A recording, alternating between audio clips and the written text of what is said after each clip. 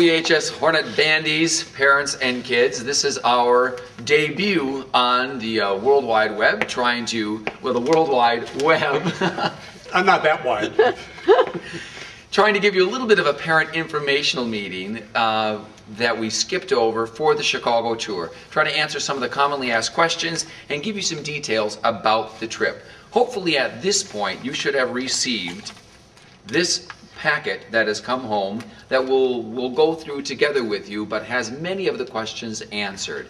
The big questions we're going to try to highlight for the Edina Chicago band trip will be the cost, the when, and all the other specifics that go along with it. Our first question that everyone has is, what are the dates of the trip? We leave here on Monday, November 23rd, 2009, and we come back Friday, November 27th, 2009. Now, usually when you take a week off in November, which is actually Thanksgiving week, you're missing school. However, the way the school calendar fell for this year, students will be missing no school days, which is a big bonus. The itinerary, again, should have come home, and if you didn't get it, there's a copy of it on the band website, which is www.edinabands.com. It also went out on Edline as well, where if you need a copy, we're happy to send you one home, a hard copy, or do it as a PDF. But let me just highlight some of the things that we'll be doing. On Monday, we'll depart in the morning on the 23rd, and we'll do a midway stop at the Jelly Belly Jelly Bean Factory, which will be a lot of fun for the kids. Before we arrive in Chicago, check in and enjoy deep dish pizza, Chicago style, at Gino's East. On Tuesday, we'll have our first experience with the marching band doing a clinic with the Northwestern Marching Band from Northwestern University with Mr. Dan Ferris, who's the director of the marching band there. So that'll be very exciting.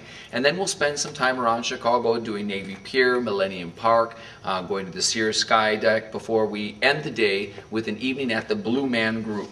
Well, on Wednesday, there are a number of activities going on. We are at the Embassy Suites for the first few days, but we'll have some time at the shopping on the Golden Mile for those kids.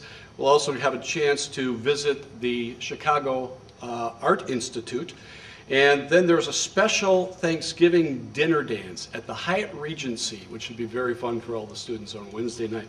There's 25 bands in the Thanksgiving Day Parade, so that dance will be enormous with all the high school kids there. It'll be very exciting. I'm thrilled for the kids. Thursday then, of course, is the big day. Don't forget to tune in to the TV on WGN to watch us march down the parade route for the McDonald's Thanksgiving Day Parade in Chicago. That afternoon then, we'll have some time together doing some cosmic bowling, and then we'll take in a special event during the evening. And then Friday, we'll depart and head back and make a stop midway in Wisconsin Dells and be back approximately 5:30, 6. A lot of it depends on the weather, but that's kind of the itinerary. Let's talk now about one of the big questions everyone has right up front, and that is, how much does it cost? The total package for students is $896, and it's really quite a great value. Whenever you enter a national event like this that's televised nationally, part of the package is mandated by the company that sponsors all of this parade. So there are some extra costs that we incur if we wish to do these national events. And after visiting with the boosters and the students, we decided there was enough interest to make this a reality. It's maybe a little bit more expensive than a family trip to Chicago might be, but there's great value in that package. We are gone for 5 days, 4 nights, and this, you have to understand, it's all inclusive. The students will be well taken care of. Every single meal is provided, every extra, every ticket, every little extra tax or tip, all of it's included in this fee. So once the students pay their money and board the bus, they're good to go. We might mention too that we are doing this spring because we really need to make commitments for the parade. In the surveys that went out, we had overwhelmingly positive response for the parade, but now, as we near the end of the school year, we need to get the actual application forms returned and also the deposits. There is a white application form that Mr. Kile is holding up right now that says terms and conditions on it. And it explains on that form what the outline for the payment schedule is. And the first payment needs to come in with the application form by Tuesday, June 2nd. It also is important to note that that's a non-refundable $200 deposit. So we want to make sure that you are comfortable knowing that you're going to be going on this trip.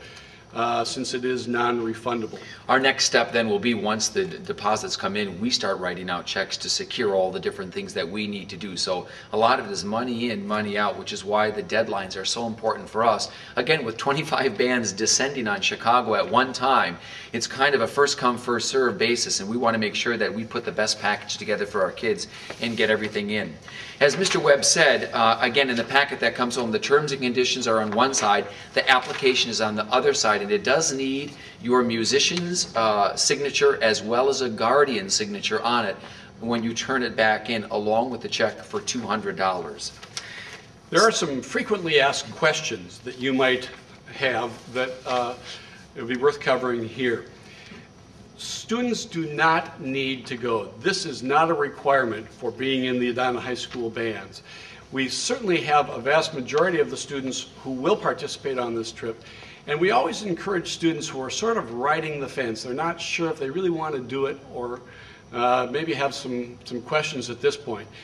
If they're not sure, we strongly encourage them to go, because as the trip nears and the excitement builds, our experience has shown that most of those students really wish they were going if they didn't sign up initially. And the way our marching band program is set up, all students 10 through 12, whether they're in symphonic band, varsity band, or concert band, all of them are in the marching band, and therefore every student in the band program is eligible to travel on the trip. The next question is, who pays for the tour? And the answer to that is you do. But we do offer fundraising opportunities for the students that happen in the fall. We'll get started right away with happenings in our peach sales, so we'll try to create as many opportunities as possible for students to raise money. But the deposit that's happening now, especially for incoming sophomores, we just need to get in place so that we can make some of our deposits happen. This is our major tour for this year. Sometimes the questions come up, well, is there something else going on later on in the year? And the answer is no, this is a big venture for us. So this is the major tour for the entire band program for this coming school year. And every year it's a little bit different. Sometimes the tours have been in May. Every other year the concert band travels, and certainly you may hear about the choir traveling and the orchestra traveling, but for us this year in the band department, as Mr. Webb said, this is our big tour. There's also questions that come up about chaperones, and sometimes parents will actually ask the questions and say, well, I'm interested in coming along on the trip. Is it possible I can come along and chaperone? And the answer to that is, let us know if you're interested. Each chaperone ends up, part of their way is paid for by the booster organization, and part of the chaperone pays their own way. It's a checks and balances here. We end up having the chaperones have a responsibility, a rather large responsibility coming along on the trip, and so we share in those costs. But if you are, as a parent, are at all interested in the possibility of chaperoning, by all means, let us know. We do think this is going to be an excellent tour. As we had been visiting about the history of the program, we figured that it's been about 30 or 40 decades since the Edina Band has been on the national stage.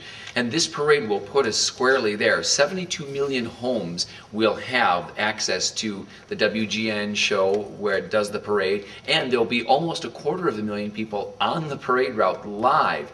So we're very excited about the opportunity. It doesn't happen all that frequently. So while the price is a little bit up there, we think it's well worth the effort to be in that national venue and to put our best foot forward for the Edina program. So we're excited about the program. And as we've been presenting to the kids and showing them some of the videos from the BGA, the Bowl Games of America footage, the kids are all abuzz with it as well. So this should be a fantastic opportunity for us.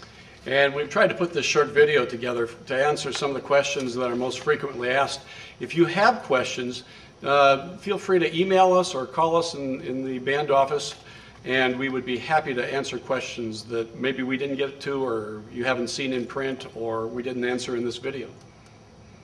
I think that should do it, Mr. Kile. That's it. We're Chicago bound.